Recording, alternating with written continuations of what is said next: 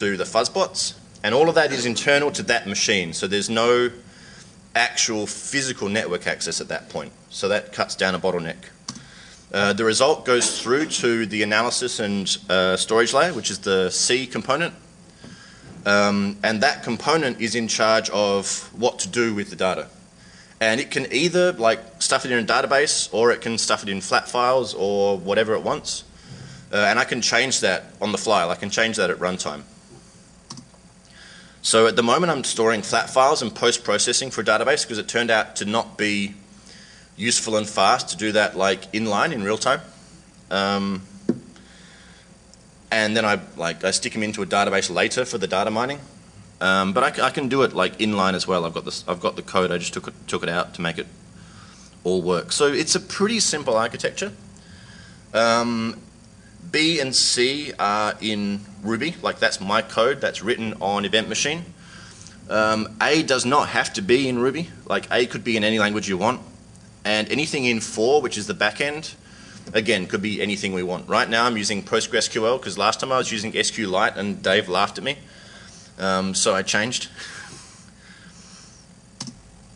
So software hot swap means that I can take out any of the components. Like as long as the case generator is still active in memory, I can change the distribution layer, I can change the backend, I can turn the fuzzbots off and on. Whatever, I will not lose a case.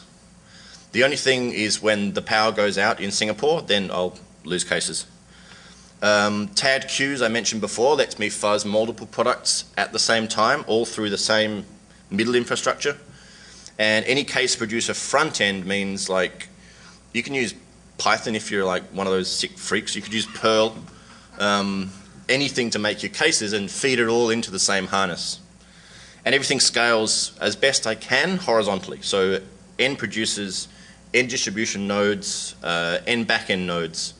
So we're across 8 physical servers now, but we can literally just chuck another one in the rack. Like when we were doing the migration, what I was doing was like taking one of the disks out of server 1, like sticking it in, DDing it onto the disk in server 2, and he's good to go. Before I move on to the next bit, which is like the amusing bit, are there any questions on like the architecture, like how it's built, how it works, why I'm an idiot, or? Hey. Yeah. I'm just curious, what do you write your own test generator, your case generators, or just tend to use off-the-shelf? Okay, so the question is, do I write my own case generators? Yeah. I recently did a little bit of research on the methods of case generation and which ones prove the most effective, which is on the Daily Dave list. And it turns out that the stupid generators are not as useless as you would imagine, and the smart generators are not as awesome as you would imagine. But the general impression is that you're going to need, in my opinion, to do some stupid stuff, find out which areas crash a lot, and then zoom in on those with smarter stuff. But yeah, no, I write all my own stuff because as best I can tell there is no, like every fuzzing guy writes their own framework because everyone else's framework sucks and we all think the same thing. And sorry? Apologies if you mentioned this at the beginning, I underestimated the distance from the end of the corridor to here. How many KVMs per core are you able to get? Right. Are you bounded by CPU or RAM? Yeah, I won't go back to the slide. 1 per core is optimum for performance when everything is going well. I stretch to about 1 1/4 or 1 1/2 per core, like RAM allowing, so that there's excess capacity for machines that go idle for a while. So to max your CPUs, when all is going well, 1 per core, but add a few more. Don't try and go like more than 1 1/2 per core. That just doesn't work. And do you have a problem where you run out of TempFS? Do I run out of TempFS? Suddenly explodes for some reason. Yeah, right. If I ran out of RAM for TempFS, I'm led to believe that Linux will do the right thing and not segfault. Like it'll probably just put it on disk, so that should be okay. Thanks. Yep. How do you handle when the CPU may be pegged at 100% for a while? You kind of touched on it a little bit, but do you revert it to a snapshot? Do you have a mechanism Yeah, right. So the question is, like, how do I deal with when a fuzz bot gets a test that makes it go crazy, like pegs the CPU of the VM? And that's a very common problem. So I have, this is like, if you're interested in that, you should look up the slides from SciScan last year when I talk about all of this stuff. But I have a Reaper process which I start at high priority, like Windows high priority, which looks for long-running processes, like processes that haven't done stuff for a while. So I don't directly check the CPU, but the same thing will work for memory bloaters or just hung for no reason or whatever. And that Reaper is effective in, say, 99% of the cases. Then about 1%, it goes unbelievably crazy. And then I have a last chance that'll kill the debugger that's attached to the process. And that kills it for sure. In that case, I might only get like partial crash data. Back to my other question.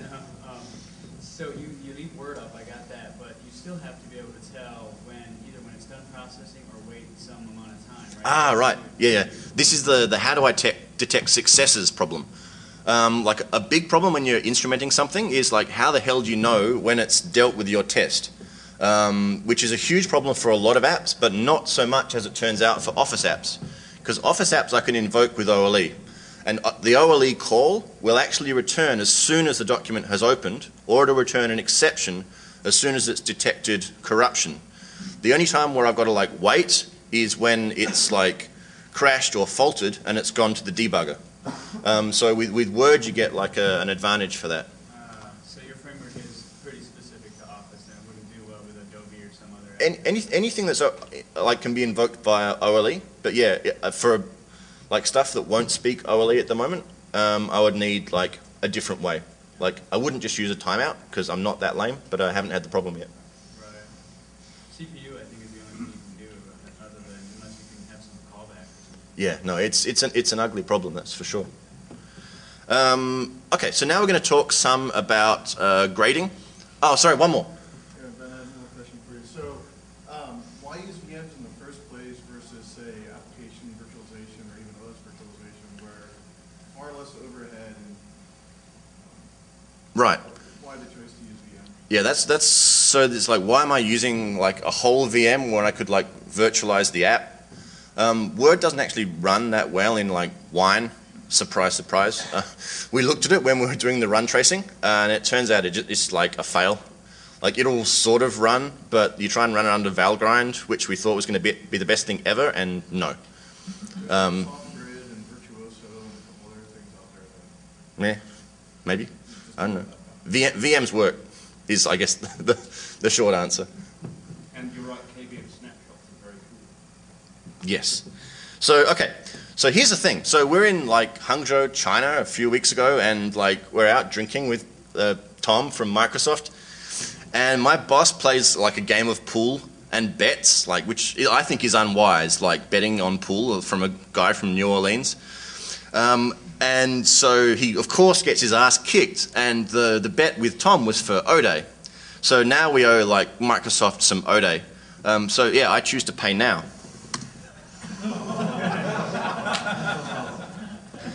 So we're going to talk about bug triage, which is how you take your bang exploitable output and work out if it's actually worth spending time. So I'm going to take a few bugs just for tutelary purposes. And these are all Word 2007 examples. So this is the current corpus. This is a couple of weeks of worth of fuzzing with various case generators. So that's 60K-ish crashes. Broken down by bang exploitable classification. So only like 1,200 or 1,300 are rated as exploitable. 621 buckets. I don't know if you guys already know how bang exploitable works, like, well, at least one guy does. But it basically looks at how we got here, and that's more or less all it looks at. It doesn't look at like, what does this crash look like? So those buckets are not going to be issues. In fact, of those, only 373 are unique EIPs. And even those are not going to be issues, right? Because if EIP's gone crazy, you're going to have like 20 EIPs from one bug, effectively. So there's 88 buckets of exploitable and 110 buckets of probably exploitable, and then some potentially like unknown and probably not. But it turns out, as we'll see, that you can't trust the classifications that much. Like Bang Exploitable is awesome, like it's fantastic for crash binning, but it's not like don't take its word as gospel.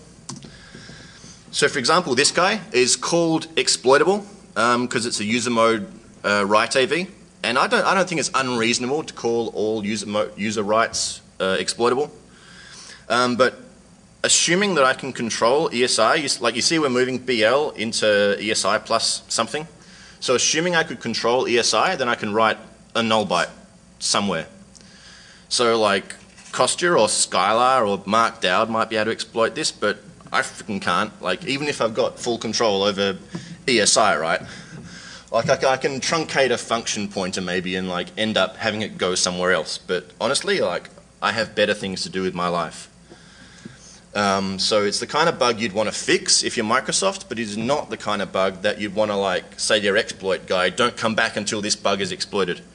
You want Bang Exploitable to say easy to exploit, hard to exploit, but it's still exploited. Yes, that would be good. Can you do that? Is that all right? I'll put it in the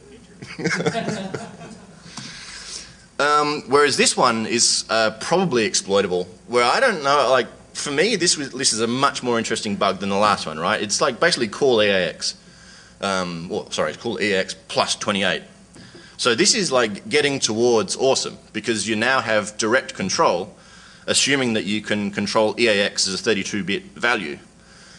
Here EAX is 1, so you look at it initially and you're like, well, I don't know, like, but then you'd need to look at the other 28 bugs in this bucket and find out what kind of spread you have. Like if you look at them all and all the EAXs are 1, then you don't maybe throw it in the bin, but it's more or less like crap. Whereas it turns out with this one, there is quite a spread, so it's actually kind of good. So the classification goes with each bug, right? The classification does not go with the bucket.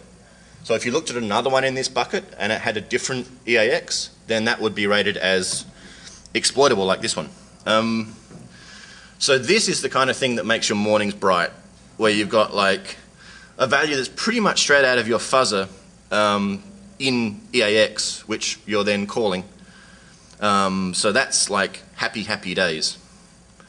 So the other side is like, so these are good, but you need to like troll through. The other side is what about when Bang Exploitable gets it wrong? Like this is a fail. So probably not exploitable because it's a read AV near null.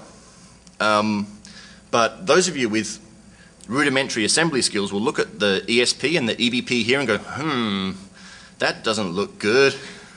And then maybe look at the assembly and go, that doesn't really look good. So the stack registers are blown and it's running junk. So as a null pointer, like these are the kinds of null pointers that are nice to have. I would imagine that there are several people who'd like, yeah, well, it's a null pointer, but I'll take it off your hands if you want. And the problem, like for if you're like on offense, the problem is that Bang Exploitable is, like I said, only looking at how we got here. It's not looking at all at what is the state now, which is potentially something that at the moment has to be done manually. I could write some like really dumb heuristics, which I intend to do with like, grep and stuff, because it doesn't take much to replicate what I do when I'm lessing through the summaries, but it just needs to be done. Here's an epic Bang Exploitable fail. This is when I crash words so hard I actually break the debugger. That's awesome. You can see again like EBP's blown, so something has already gone wrong. And ECX and EIP are the same, which sometimes is like, happens naturally, but is often like a sign that there's some awesome hidden there. And the fact that like Bang Exploitable like faltered when it tried to disassemble is like fantastic. So a lot of the bugs that I had where my parser, like usually I parse out the machine parsable output of Bang Exploitable, and I had some bugs where it didn't parse properly, and I was initially thinking, oh, well,